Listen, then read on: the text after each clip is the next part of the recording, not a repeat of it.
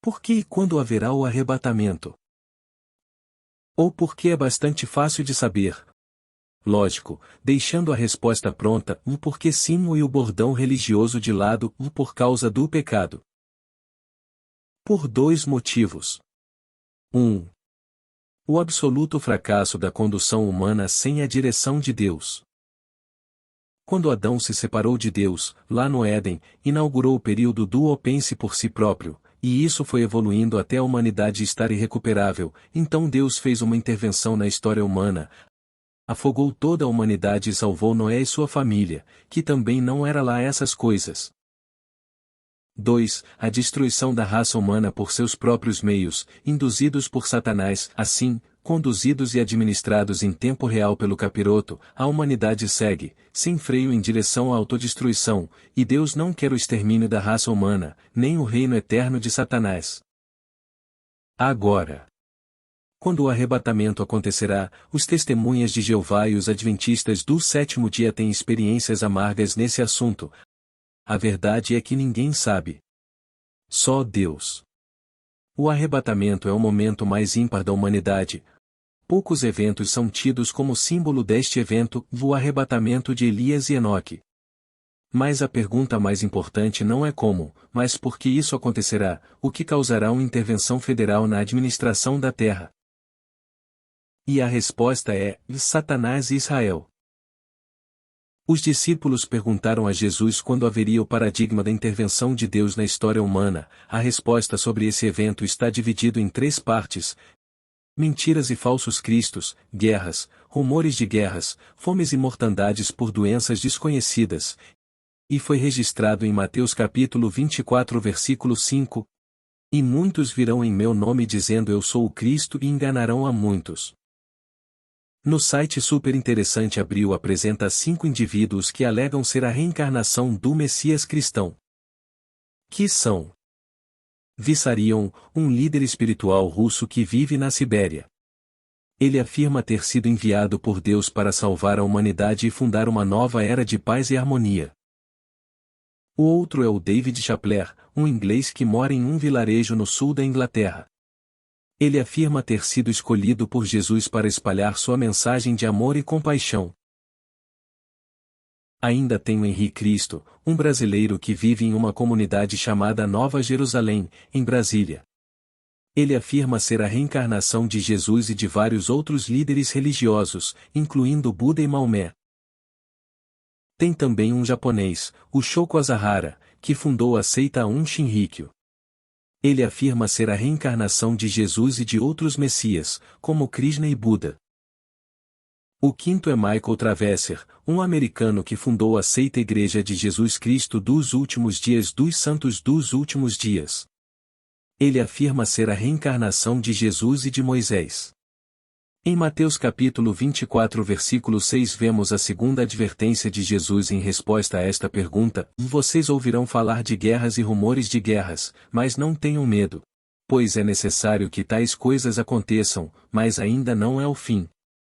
Houveram e existem várias guerras bastante significativas na história, as mais recentes são: a Primeira Guerra Mundial de 1914 a 1918, ela foi uma sangrenta guerra de trincheiras deixando mais de 10 milhões de mortos e um mundo empobrecido e caótico.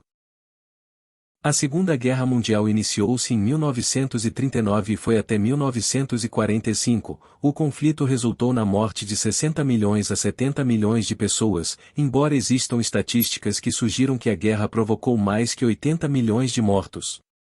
Após esses 2 eventos catastróficos houveram guerras regionais, como a Guerra Civil Russa de 1918 até 1920, Guerra Sino-Japonesa de 1937 até 1945, Guerra da Coreia de 1950 até 1953, Guerra do Vietnã de 1954 até 1975, Guerra do Yom Kippur em 1973, Guerra do Golfo de 1990 a 1991, a Guerra do Afeganistão em 2001, e agora está ocorrendo Guerra da Ucrânia com aproximadamente 1 milhão de mortos, dos 2 lados e a guerra entre Israel e o grupo terrorista Hamas, e está beirando 15 mil mortos.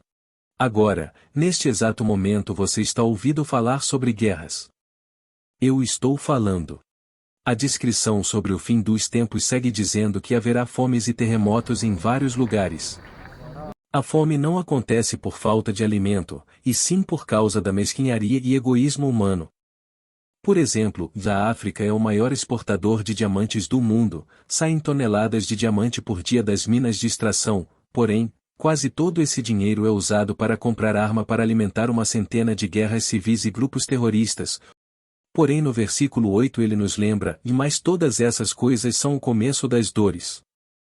Mas, que dores são essas? São dores do parto. Parto de quem? Parto da administração de Deus sobre a terra.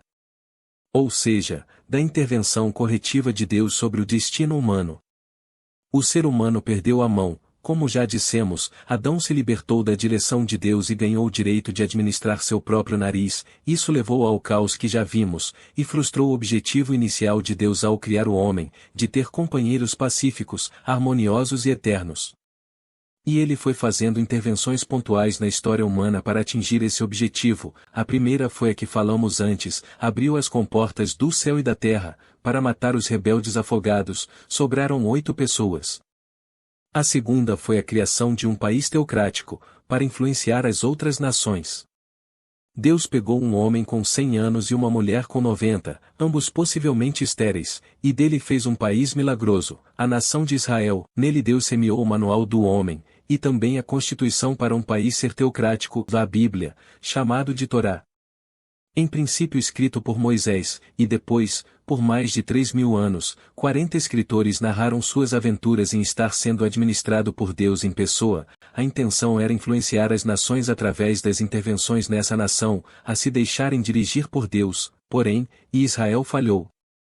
Ao invés de liderá-las, como a única nação guiada por um Deus verdadeiro e amoroso, passou a seguir seus vizinhos cegos e pernetas, substituindo o Deus real por seus deuses inúteis inventados pelo diabo, além de assumir suas culturas, como a babilônica, inclusive sujando as escrituras com tradições mundanas e inúteis.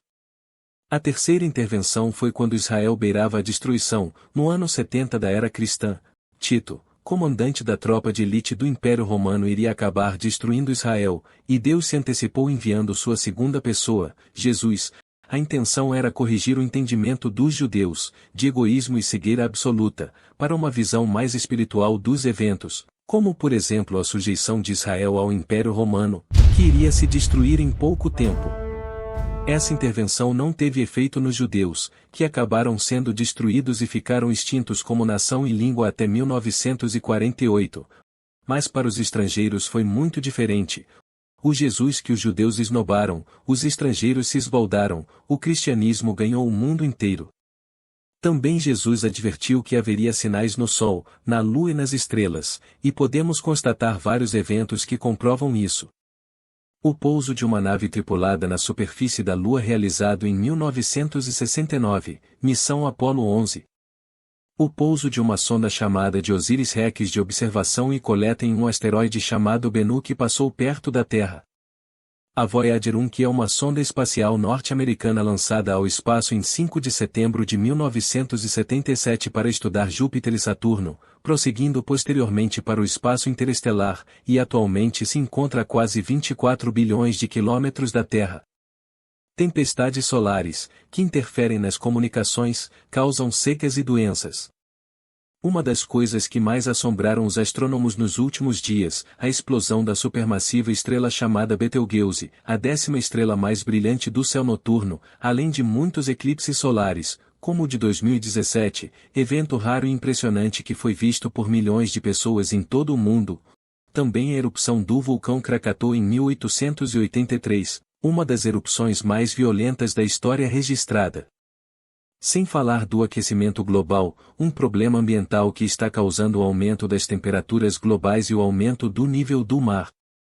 Após esses eventos, a humanidade estará pronto para o acontecimento que é gatilho para Deus pisar, literalmente, de novo nesta terra. Será a possibilidade do extermínio de Israel. Como desta vez Israel não será apenas expulso do seu território, como fez o general Tito, Israel será extinto pelo exército do Anticristo, cerca de 200 milhões de homens. Mas isso não será antes do arrebatamento. Como dissemos, o arrebatamento será um evento único na história humana. Repentinamente milhões de seres humanos, cristãos, desaparecerão.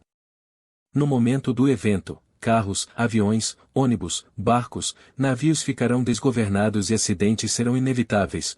Como Satanás precisa estabelecer seu reino para expulsar a Deus da terra, ele estabelece um pacto com o ser humano, marca cada pessoa com seu selo pessoal.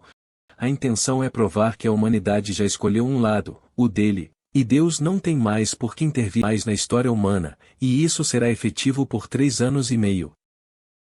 Porém haverão milhões de seres humanos que clamarão para Deus voltar à terra, estes continuarão fiéis a Deus, comprando sua entrada no céu com seu próprio sangue, também a presença das 2 testemunhas, o sofrimento delas, e o clamor diário e em rede nacional por vários dias, além de milhões soterrados por megaterremotos, engolfado por tsunamis gigantescas, chuvas de meteoros, doenças incuráveis e mortais assolando a humanidade, muitas guerras civis, deixará Satanás enfurecido, ele tentará exterminar a humanidade, para que Jesus não tenha mais motivo para voltar a essa terra.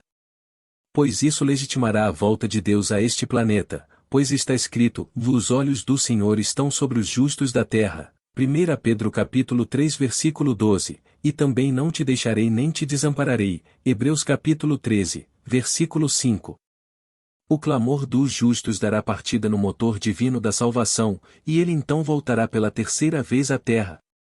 Como as intervenções são para ajudar o homem? Se Satanás destruir os seres humanos, Deus perde a batalha, e Satanás prova que ele é capaz de estabelecer seu reino, maior e melhor que o de Deus, e Deus, derrotado, abandona a terra, assim a prisão e posterior morte de Satanás não acontece. Deus tem outros planos para a raça humana, e deixa Satanás agindo por 7 anos. Neste evento o anticristo, o falso profeta e o exército inteiro da ONU serão mortos instantaneamente, e Satanás será preso por 1000 anos. Com essa penúltima intervenção federal no reino humano, Jesus inicia seu reino que durará 1000 anos, a morte será suspensa quase totalmente, e algumas pessoas ainda morrerão, mas a longevidade vai ser estendida para quase todo o período. O conhecimento e a ciência alcançará níveis inacreditáveis, os homens colonizarão os planetas vizinhos, e a humanidade conhecerá a paz e a prosperidade plena, até que Satanás seja solto, perto ou pouco depois de 1000 anos, e então ele causará insatisfação e rejeição a Deus e sua administração. Porém não durará muito, logo Deus dará o basta devido, mostrando que Satanás é um perdedor nato, burro e obtuso como uma porta, que seu reino é um fiasco, que não conseguiu fazer nada que prestasse. Pega ele, a morte que foi feita por causa dele, empacota tudo a vácuo, junto com os seus apoiadores e os extermina no crematório chamado Abismo Eterno. Este é o motivo das divinas intervenções na história humana. Amor, cuidado e proteção.